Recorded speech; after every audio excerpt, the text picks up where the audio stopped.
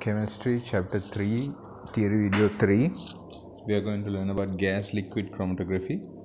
So this is another different type of chromatography where a gaseous sample, this gaseous sample could be a gas itself, or else it could be a volatile liquid or solid, so it has to be in vapor form.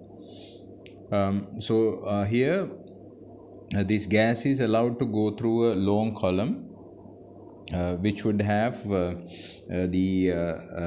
stationary phase, the crystals that or particles that gives more surface area for the separation to take place.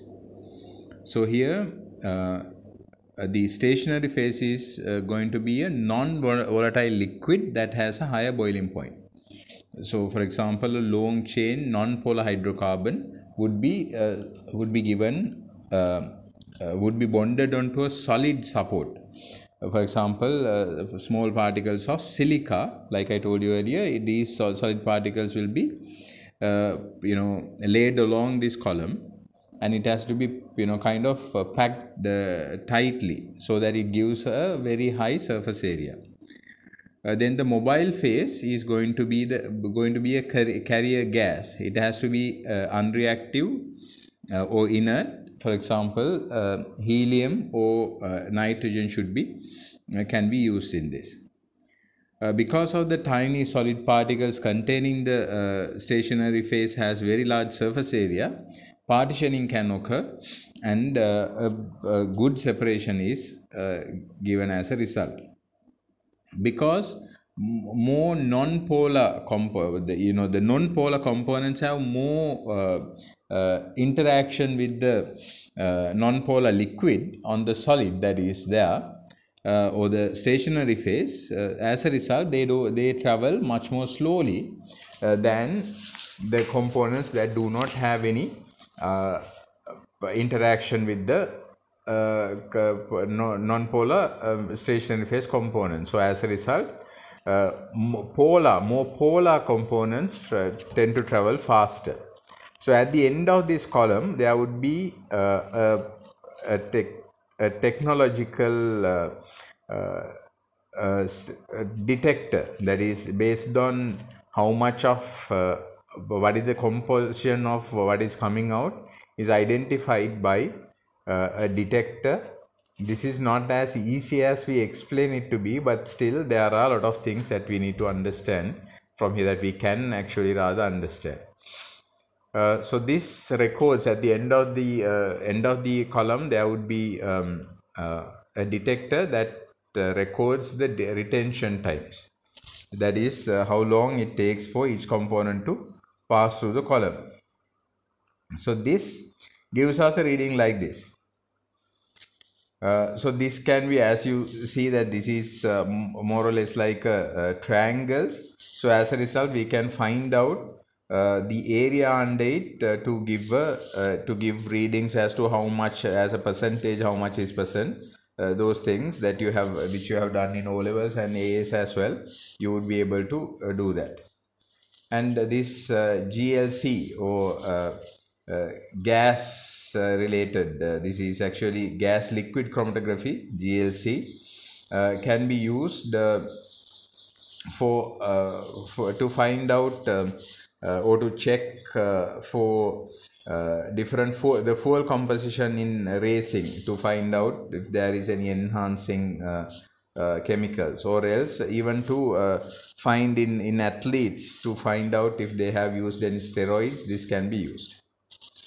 But there are some limitations, because similar components would have similar retention times, and if there is a newly recognized, or if a chemical is newly detected, then it will not match any details, any data that is there in relation to the database time. So it would be it would not be identified, or else it would be compared with some other material. So then to determine the percentage composition of a mixture by GLC, what we do is we compare their areas, half into base into height, that is a triangle. If the area is not possible if the peaks are very narrow, or if they have the same base width, then we can, instead of taking the area, we can take their heights. So then if you want to follow that method, then you will have to know that the chromatogram must show peaks for all the components in the mixture, and all the components of the mixture must be separated, and detector must respond equally to the different components, so that peak area is directly proportional to the component concentration. So that sort of a direct relationship should be there between the area that is given and the concentration. That would provide us the opportunity to find the percentage by approximate percentage of a certain chemical in that sample. Then that is the entire lot, all the chemicals should be equal to 100%. So if there is a mixture of ABC esters, if you want to find the percentage composition of ester A, what you do is you divide peak area or height of A, depending on whether they have the same width, then you can take the height. If it is not, then you have to take the peak area divided by sum of the areas of heights ABC into 100. So like I said, it can be used to check for steroids in competing athletes, and to test the fuels used in Formula 1 or Grand Prix races. So that will give you the percentages of dissolved oxygen, nitrogen, carbon dioxide and carbon monoxide in blood samples, even as small as 1 cubic centimeters. So then to identify, this is something that you will learn if you ever go to a chemical industry. You will not be using just one of these chromatogram systems to identify what is there in those chemicals, but there will be a lot of different chromatography systems, and other mixture identifying systems also would be combined together to produce a single, very efficient identification method. Write down gas liquid chromatography, GLC. A gaseous sample could be a gas, a volatile, liquid or a solid, which exists in the form of a vapor,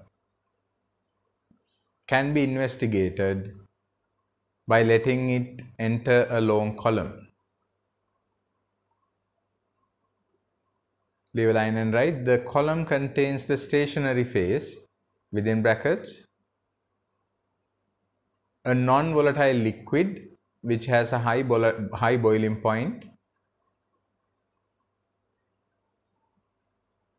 bonded onto a solid support, example silica particles,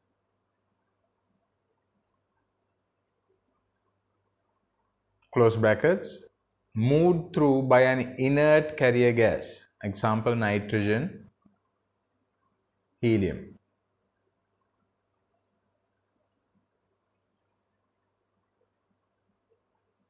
The non-polar components will have greater relative interaction with the non-polar liquid and will move at a slower rate. Polar compounds will move faster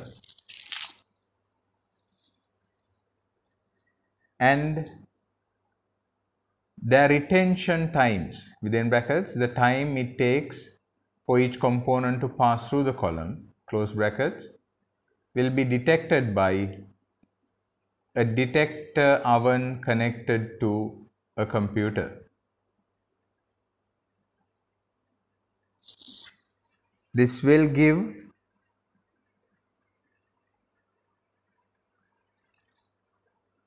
details